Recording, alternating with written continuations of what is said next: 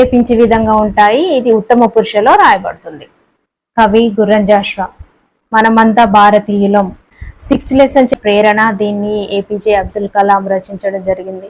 సామాన్య కుటుంబంలో జన్మించి చిన్నత శిఖరాలు అధిరోహించిన మహనీయుల జీవిత చరిత్రలు విద్యార్థులకు తెలియజేయాలన్న ఉద్దేశంతో ఈ పాఠ్య భాగాన్ని చెప్పడం జరుగుతుంది. మహనీయులను మార్గదర్శులుగా తీసుకోవాలన్న ఆకాంక్ష పెంపొందించడమే ఈ పాఠ్య ఉద్దేశం. ఈ పాఠ్య భాగం ఆత్మకథ ప్రక్రియకు చెందింది. ఒక వ్యక్తి తన జీవిత విశేషాలను తనకు తానే రాసుకోవడాన్ని ఆత్మకథగా చెప్పడం జరుగుతుంది. దీన్నే స్వీయ చరిత్ర అని కూడా అంటారు. దీనిలో సమకాలీన అంశాలు ఉంటాయి. రచయిత అనుభవాలే కాకుండా సాంఘిక, ఆర్థిక, రాజకీయ పరిస్థితులు కూడా ఇందులో చెప్పడం జరుగుతుంది. ఇవి ఇతరులను ప్రేరేపించే విధంగా ఉంటాయి. ఇది ఉత్తమ పురుషలో రాయబడుతుంది. ఈ పాఠ్య భాగాన్ని ఆబుల్ ఫకీర్ జైనులబ్దీన్ అబ్దుల్ కలాం అరుణ్ తివారీతో కలిసి ఒక విజేత ఆత్మకథ అరుణ్ తివారీతో కలిసి ఇది రాయడం జరిగింది. ఒక విజేత ఆత్మకథలోనిది. 7th లెసన్ శిల్ప. కవి గుర్రం జాషువా. 64 కళల్లో శిల్పకళ ఒకటి. భారతదేశంలో శిల్పకళ అన్నది ఏ గుడికి వెళ్ళినా కానీ మనకు ప్రత్యక్షంగా కనిపిస్తూ ఉంటుంది. శిల్పి చెక్కిన శిల్పాలు జీవకళ ఉట్టిపడుతుంది. 8వ లెసన్ చూసుకున్నట్లయితే గ్రామాలలో వేడుకలు, క్రీడా వినోదాలు. దీనిపల్లి రామానుజరావు రచించడం జరిగింది. నేడు సామాన్య ప్రజానికానికి అనేక క్రీడలు అందుబాటులో ఉన్నాయి. ప్రపంచం ఒక చిన్న గ్రామం అయింది.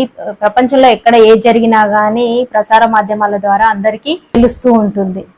సాంకేతిక పరిజ్ఞానం అభివృద్ధి చెందక ముందుకు గ్రామీణ ప్రాంతాల్లో సామాన్య ప్రజలు ఎలాంటి వినోదాలు ఆడేవాళ్ళో ఈ పాఠ్య భాగంలో మనకు తెలియజేయడం, ఆనాటి సంస్కృతిని తెలియజేయడం, గౌరవించడం ఈ పాఠ్యం యొక్క ఉద్దేశం.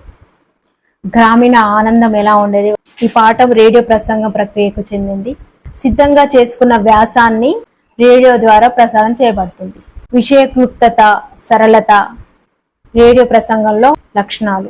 గ్రామాల్లో జరిగే వివిధ వేడుకలు, క్రీడా వినోదాలు గురించి దేవులపల్లి రామానుజరావు తన ప్రసంగంలో వివరించడం జరిగింది.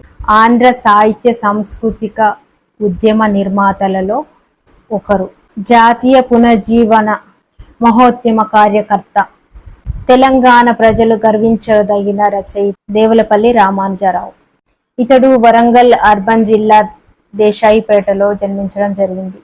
వెంకట చలపతిరావు ఆండాలమ్మలకు జన్మించారు. ప్రాథమిక విద్య దేశాయిపేటలో జరిగింది. హై స్కూల్ విద్య హన్మకొండలో పూర్తి చేశారు. 1946లో శోభ అనే సాహిత్య మాసపత్రిక ప్రారంభించి సంపాదకుడిగా ఉన్నారు. గోల్కొండ పత్రికను కొంతకాలం నడిపారు. పచ్చతోరణం, సారస్వత, నవనీతం, తెనుగు సాహితీ, వేగు చుక్కలు, తెలంగాణ జాతీయోద్యమాలు మొదలైనవి ఇతని రచనలు. 50 సంవత్సరాల జ్ఞాపకాలు అనేది ఆత్మకథ. ఆంధ్ర సారస్వత పరిషత్కు, ఆంధ్ర సాహిత్య అకాడమీకి అధ్యక్షుడిగా, రాజ్యసభ సభ్యుడిగా విశేషమైన సేవలు అందించారు.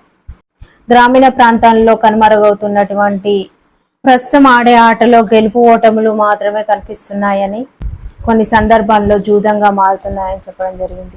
గ్రామీణ ప్రాంతాల్లో ఆడిన ఆటలు ఈ రోజుల్లో కనుమరుగైపోతున్నాయి. కంప్యూటర్లు, సెల్ ఫోన్లు వచ్చినాక శారీరక దృఢత్వం కలిగినటువంటి వినోదాలు ఆడడం తగ్గిపోయింది. విపరీత పోకడల ప్రవాహంలో కొట్టుకుపోతూ ఇరుగు పొరుగు వారి సంబంధాలు దూరమవుతున్నాయి. శారీరక మానసిక వికాసానికి దోహదపడే ఆటలు, వినోదాల గురించి ఈ పాఠ్యభాగంలో 9వ లెసన్ చూసుకున్నట్లయితే ఏకులం. చెరవండరాజు రచించడం జరిగింది. సమాజంలో అనేక కులాల వారు, తెగల వారు, వృత్తుల వారు ఉన్నారు. కొందరి స్వార్థపరుల ఆలోచనల వల్ల చీలిపోతున్నారు. వృత్తుల సేవలతోనే సమాజం సమతుల్యమవుతుంది. అందుకే కుల వృత్తులను గుర్తించి గౌరవించాలని చెప్పడం ఈ పాఠ్య ఉద్దేశంగా చెప్పవచ్చు. ఈ పాఠ్యభాగం గేయ ప్రక్రియకు చెందింది. ఇది మాత్ర ఛందస్సుతో కూడుకొని ఉంటుంది. రాగయుక్తంగా పాడుకోవడానికి వీలవుతుంది. ఈ పాఠ్య భాగం చెరబండరాజు రచించినటువంటి జన్మ హక్కు అనే కవితా సంపుటి నుండి గ్రహించడం జరిగింది. చెరబండరాజు అసలు పేరు బద్దం భాస్కర్ రెడ్డి. ఇతడు మేడ్చల్ జిల్లా అంకుశాపురం ఇతని సొంత ఊరు. ఉపాధ్యాయుడిగా పనిచేసి 1965లో దిగంబర కవిగా మొదలై 1970లో విప్లవ గేయాలు, కథలు, నవలలు రాశారు. గమ్యం, ముట్టడి, పల్లవి, జన్మ హక్కు. ఇతని కవితా సంకలనం కత్తిపాట. పల్లవి అనేది కవితా సంకలనం, కత్తిపాట అనేది పాటల సంకలనం. విప్లవ రచయితల సంఘ వ్యవస్థాపక సభ్యుడు. తెలుగు కవిత్వంలో పదునైన వ్యక్తీకరణకు, మొక్కవోని దీక్షకు, ధిక్కార స్వరానికి ప్రతినిధి చెరవండరాజు. ఏ ఒక్క అవయవానికి దెబ్బ తగిలినా శరీరం అంతా బాధపడుతుంది.